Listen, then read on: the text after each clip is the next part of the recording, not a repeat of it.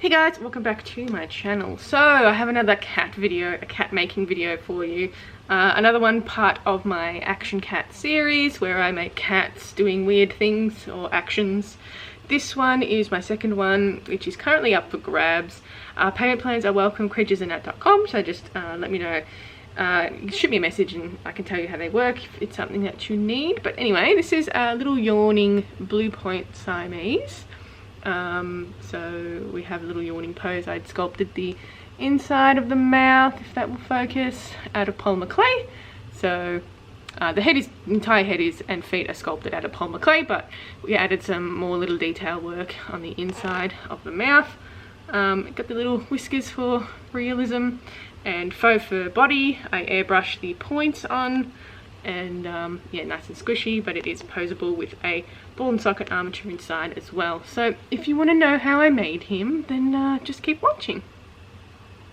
Alright, now this is going to be a little bit more of a complex sculpt with this one. So this year I've been doing a little bit more complex sculpts and just challenging myself with doing a little bit more expression work and, you know, just adding more detailing into my faces. So for this one, what I'm doing is a open mouth yawning cat, if you haven't already seen at the start. And basically what I'm doing is sculpting a couple of different parts in this piece. I mixed up some Super Sculpey. So Super Sculpey is like that semi-translucent beige coloured one, but I mixed it up with a little bit of a red Sculpey as well, just to get that pinky tone to it. And then I'm going to rough out the shape of the inside of the mouth for this one. So I'm going to be sculpting the inside of the mouth, both lower and top jaw separately, and adding all the details, baking that off, and then adding it to the head as a complete piece. So I'm just mapping out where I want the teeth to sit and sort of carving out a little bit of the detail work on the lower part of the jaw. And yes, I'm going to put little ball dots in where I want the teeth to sit, and for the teeth I'm going to be using translucent Sculpey. So I'm going to be starting off with the back teeth to begin with. So I'm basically squeezing out a little triangle piece and then putting it on top where I've made that mark and sculpting in the little pointy details on those back teeth. Now I've always got reference images up on my computer so I can make sure I'm getting those shapes correct. Then we can move on to doing the tiny little teeth at the front. So I do these first by rolling out a little wormy piece of clay, putting it on the sculpture, and then start sculpting out those little tiny teeth. So you can do it individually, but I think they're just too tiny to do that. So I'm doing it all in one piece and sculpting the details out of it. Then we can move on to those sharp little bitey teeth at the front, the canines, and again, just rolling about a piece of translucent clay and sort of rolling it into a cone shape with a pointy end and incorporating it into the lower jaw.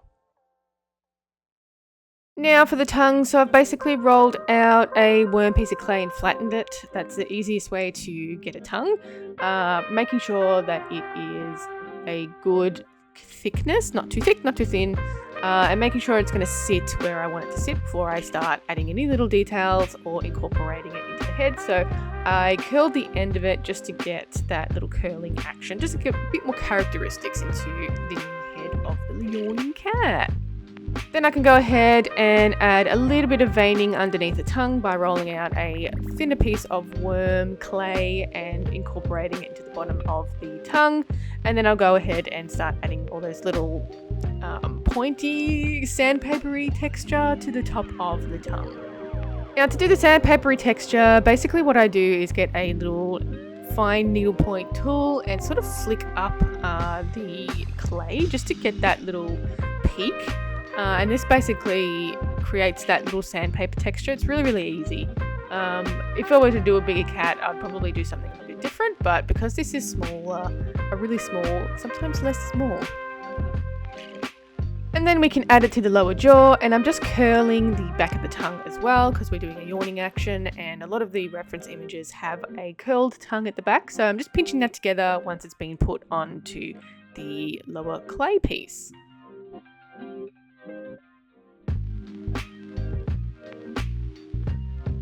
And moving on to the upper jaw, it's basically the same deal as the lower jaw. I'm just making sure it is symmetrical and it's all going to sit right once I've sculpted it together. So same deal, roll out a thin piece of clay for the inside of the jaw, I will be adding some detailing work onto the upper jaw with a ball tool to create like those little divots, let's call them divots, to the top of the head. And again, mapping out where I want those teeth to sit as well, and adding a little bit of extra gum line where I want the tiny little teeth at the front to sit.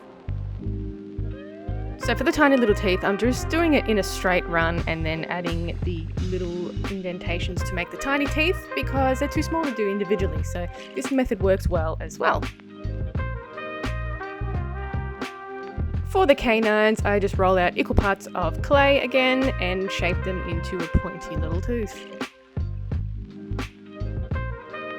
And again with the lower back teeth, they are a little bit different. So I've rolled out a large piece of clay and sort of shaped it into 3 pointy parts. If you look at some cat teeth, they have pointy little parts on them. And sort of shaping them to tip with my tweezers. I think that works really well when you can't get your little fingers in there.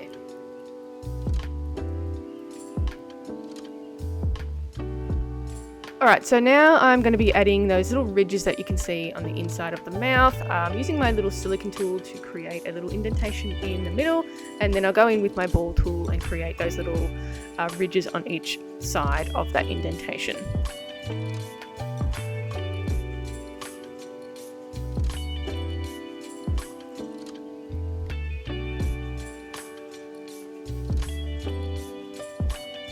And then I can go in and add a couple of little details like little nodules and extra little tiny details. You're not going to go overboard because sometimes less means more when you're doing little tiny sculptures. And yeah, I'm just going in with my little kneader tool to create those little bits of detail. And moving on to the head, so I have pre-baked these inner pieces of the mouth. So the head piece, I am using a bit of aluminium foil for the core, and I'm going to be sculpting it into parts. So I'm going to be sculpting the top of the head first and also the lower jaw separately, and then I'll combine the two. So I'm making a smaller head piece to begin with and then inserting that top piece. So making sure there's enough room and being really, really careful not to actually snap that sculpt that I just did with the pressure that I'm using to push it into the top of the clay head. And I'm always going to test where things are going to sit to make sure they're sitting properly. I will combine it a bit better once I've put the lower jaw piece on.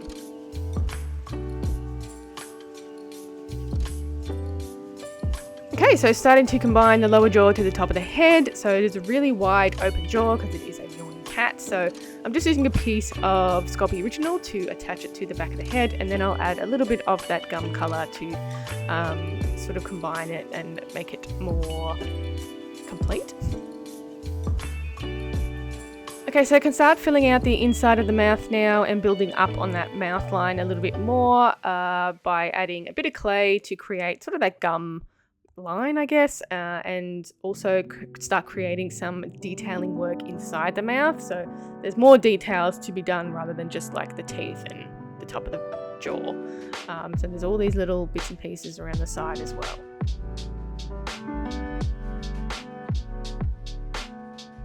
Right, so I've been bringing out the lip line a little bit more just to create the cheek line a bit and just make it look like a cat. And moving on to the nose, I'm using a piece of Super Sculpey for the nose, so I did end up painting it anyway, but I wasn't sure what colour was going to do this doll, so I went for my usual Super Sculpey nose. It's a beigey colour, semi-translucent clay, so I'm just adding a little pinch of clay on top and then basically sculpting out a nose. Then I can start building up the mouth lip line area where the muzzle meets the nose. So I do that by adding 2 little bits of clay that I have shaped into a rough little lip, I guess you could call it, end of the muzzle, let's call it, and just blending it into the rest of the head.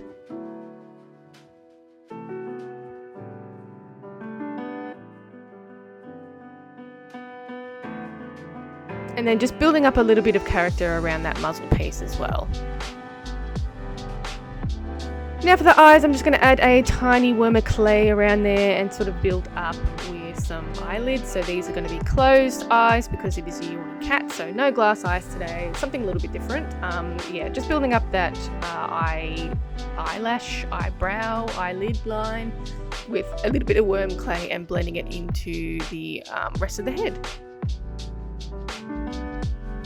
And then I build a little bit of the nose area just to start adding really rough detailing works.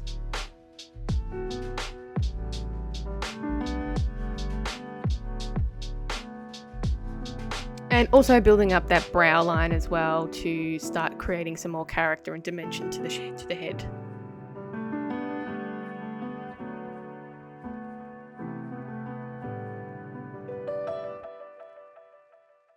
And for the top of the head, I decided to sculpt in a little bit of a peak, and I think this is what gives it the Siamese kitten look. I wasn't intentionally sculpting a Siamese kitten, I was just going with the flow and just going with what it turns out like, and I just, as soon as I added the peak, it just looked like a Siamese kitten.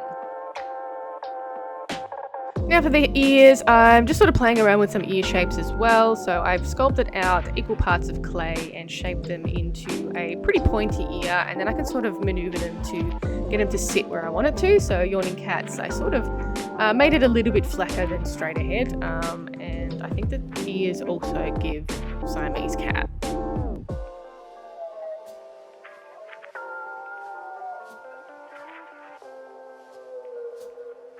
And I can start adding some little detailing into the bottom of the ears. I always forget what these parts are called, but I'm using my little needle tool to go in and create these little flappy bits on the bottom of the ear. Alright, and then just creating a little bit of lip line and blending that into the clay that's already there. And now I'm going to start going in with some more detailing work inside the mouth. So I'm just adding a little bit of that same coloured gum clay to the inside of the mouth and adding the final little details to this. So this is going to be a little bit more around the sides of the mouth and yeah, just covering all that white clay so I can get it more realistic. Okay, so I'm going to start adding just a little bit of fur detailing around the thinner parts of where the faux fur is going to sit. It's usually around the muzzle, around the eyes, maybe some on the ears, just yeah, really sparingly, nothing too dramatic. You don't have to do this because I am covering it in fur, but I find doing this is sort of helps with fur direction and blending the fur into the polymer clay. Alright, so I'm going to start painting some parts now. So at this point, I'm pretty sure I decided on a blue point Siamese kitten for this one. So I'm painting the inside of the ears in a custom colour. It's sort of a purpley pink colour. I didn't want to use straight up pink because it's not really realistic. And if you look at a blue point, they've got a little bit of purpley skin colour around the ears. So I'm going in with that colour. And then I'm just painting around where the blue point is going to be. So you don't have to do this, but I find it really helps with coverage, colour coverage. So there's no white showing through a darker colour. And it just sort of helps you place the fur where the point is going to be, where the colour is going to be. So I always paint the white if I'm doing a darker colour. It's just much easier to blend. And I did the same deal with the feet, painted them a blue point colour, and then I can start working on the armature. So the armature I'm using for this one is my 1/8 size ball and socket armature. I have reels available in my shop if you're interested in using this type of armature for your work. I do have 2 other sizes as well, so you can check that out at creaturesindat.com. But I'm popping everything together using my little tool that you have to use to pop the sockets off. And I'm using a plus joint to create the little shoulder joints and the hip joints, so where the legs and feet are going to be.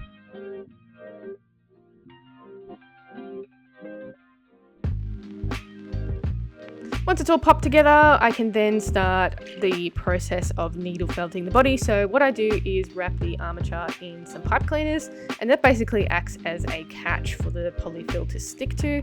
So when you try and do it over just plain plastic, it can be quite slippery. It's not a hugely necessary step, but I find it really helps with the felting process go quicker. So you don't have to use, fancy one. I've got coloured ones here that I will scrape in the barrel. But yeah, they don't provide any sort of strength to the armature. It's purely for the needle felting process. Okay, so we can start needle felting the body. So basically what I do is grab a piece of polyfill. So polyfill is like a cushion stuffing is the best to describe it. And I get like a big bag, a 2 kilo bag of it, and I get a fair few dollars out of that bag. And I basically just wrap it around the armature, just in a thin layer to begin with, and this creates sort of a base to build on. And I'm just using a single needle to needle felt the polyfill together.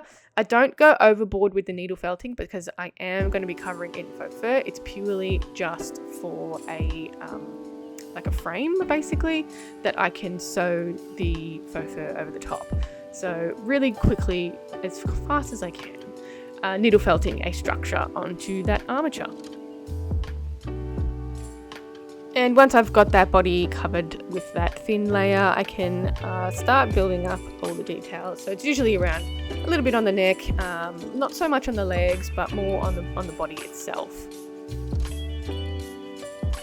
And once that has been finished and the body is looking pretty good and really a little bit smaller than what you want it to be initially, I can start wrapping the body in the torso piece of the faux fur. So basically I just pin the torso piece together and cut little armholes in it, and then I will sew it together with a lattice stitch and move on to all the extremities like the neck, the legs and the tail. So I'm using a white faux fur here to begin with. This one is a shortish kind of fur, so it's a little hard to work with, especially when I'm applying the faux fur to the face. But yeah, it's a really nice faux fur and very similar to a Siamese kitten.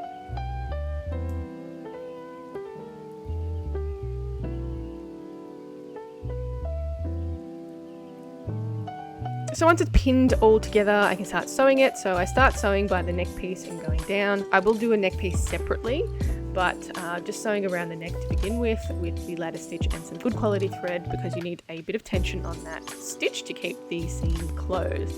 So you can see I've pinned it all together and also pinned it around the legs as well, and I can start sewing. Once that torso piece is sewn together, I can start working on the legs. So it's same deal, just pinning it around the structure that we needle felted before, and then trimming off the excess and sewing it to the torso piece using that lattice stitch.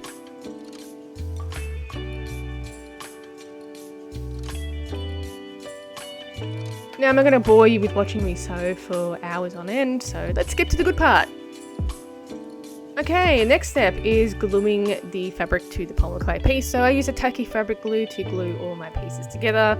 I just basically apply a liberal amount, not too much and not too little, around the neck, the legs, and that's about it really. And leave that to dry overnight before moving on to any of the trimming or any of the furring process. Okay, so I'm just applying a little piece under the mouth. I wanted it a little bit thicker and it just wasn't sitting too right, so I applied another piece to the lower part of the jaw. This fur is a little hard to work with, so this is why I'm doing it with in chunks with the backing still on. So I did a combination of what I normally do, but yeah, because this is hard to work with, it doesn't separate well from the backing, so I sort of have to improvise and work with the backing. Alright, once all the fur has been applied to the face and feet, I can start adding the colour. So this really brings out the detailing of the animal itself and starts building a character. So I'm using my airbrush to brush in those, or colour in those little blue points on this doll. So it's basically the ears, the muzzle, the feet and legs, and the tail. So there's a little bit of airbrushing, and it needs to be a bit more coverage. It needs a bit of coverage on this one because the points are quite dark. So I'm just going in with my airbrush and adding those points in. I did a couple of layers to get the depth of the grey. And going around the ears as well. So at this point I did make the paint a little bit darker, so it looks a little bit more blue, like the blue point.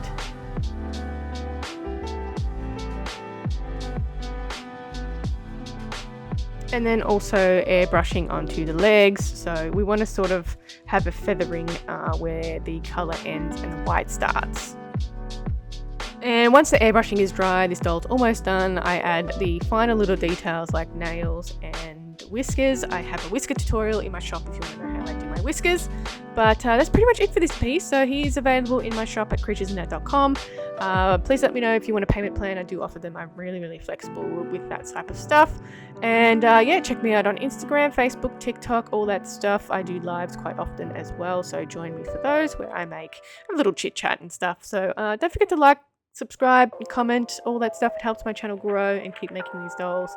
But yeah, thanks for watching. I hope you had a little bit of a learning session, and any animals or any cats from my Action Cat series, leave in the suggestions down below, and I'll catch you in the next one. Bye!